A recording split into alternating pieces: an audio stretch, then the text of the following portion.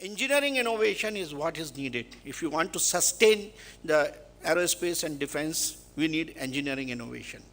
And I was happy to hear from Dr. Chandrasekhar when he said that the NASSCOM has got a major vertical today on the engineering design and innovation. I think that push will go a long way if the industry can also support the engineering innovation in a big way. There, if you start doing it, slowly the investors will also come and start supporting. We still have a problem of industry-ready talent. And we need to do something right from the educational institutions, because the academic curriculums are still not producing the designers. They are producing only people with knowledge of engineering science, and engineering design has to be given a major push. So this has to be modified. The next changes in the present policy are on our table today. The cabinet note is getting ready. I would even request, it's not late, any suggestions from industry or anywhere we would like to incorporate. But 2 or 3 changes which I have suggested, and they will probably have to be incorporated. Of course, it is something to do with the tax.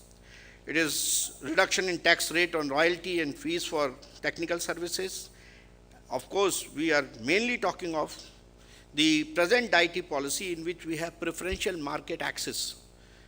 We did a survey of how much PMA has been used by the industry. Barely. The use of PMA has been very, very poor. Why? Many reasons. But one major reason is PMA is applicable to government purchases. And government purchases are barely sizable. And even if government purchase, it is through the PSUs like Bharat Electronics or HAL or so on and so forth. And they are not part of the PMA. That's ridiculous.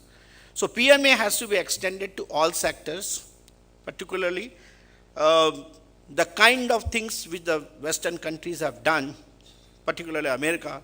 He says anything which goes into the defense has to be indigenous. Even other countries are also saying today that if it is for this purpose, it has to be indigenous. I think we should not shy away. Second thing which is happening is, which is coming as a major impediment, is some of the government tenders, they say that the industry should be having a turnover of 4,000 to 5,000 crores. Now, can you friend tell me, a company, if suppose he is doing systems like networks and so on, and his turnover, he is doing indigenous, but his turnover is only 700, 800 crores. But he has capability, he cannot. He cannot quote even for your network systems. Do these policies have any relevance? It is not. It is actually not helping the indigenous manufacturing. So PMA, MSIP, Electronics Development Fund utilization, and also bringing the HRD skilling, all these are good policies. If we are in a position to tweak them, I think it will go a long way. Making use of this policy, the first, I would say, the special purpose vehicle is being set up today in Telangana, where we are going to have photonics-enabled electronics in collaboration with US, where you will be able to get some of the next variety of multiplexers and WDM and so on and so forth. So we are going to make use of MSIP in that. We are going to make use of some of these policies. But these policies still need a lot of tweaking for it to become more meaningful and supporting the Indian electronics manufacturing system. Dr. Chandrasekhar mentioned about DPP 2016. I think there is the major thing between DPP, whether it was 2011 or 2016, is the gap between the intent and action. It has been always a gap which has resulted in very, very ineffective, DPP's application.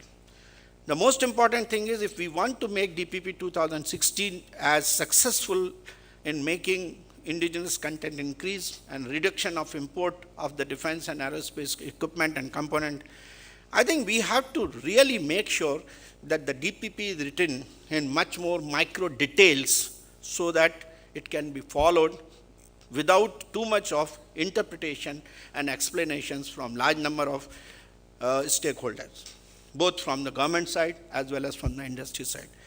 We have to really write it for each cluster, and then only we will be able to, otherwise make and design in India, make in India, all kinds of confusions will prevail, and most of the time we will be only fighting battles among us, and that will only create what we call a lack of trust between the designers, between the users, and the Indian industry.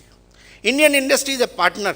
I want to tell all the R&D chiefs, the industry chiefs who are sitting here, treat industry as partners.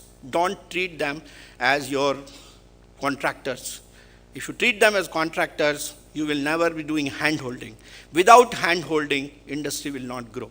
If you have to make indigenous content more, follow what has been done in the past.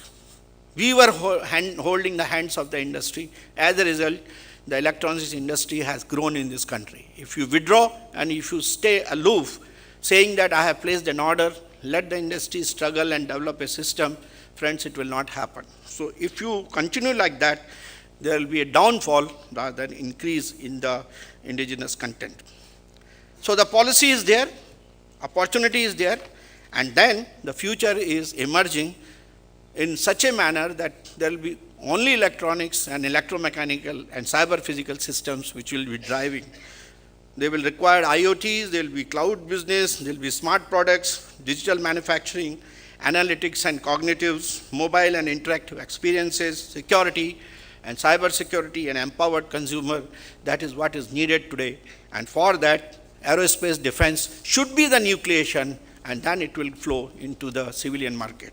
I feel this kind of a conference, this discussion should concentrate on how to solve these nitty-gritty problems and how to increase the R&D and innovation system in the country. Then only it will happen. I hope all of you will contribute. Any suggestions which you want to give, kindly send it to me. We will try our best to incorporate in the new policies which are likely to come. Thank you very much.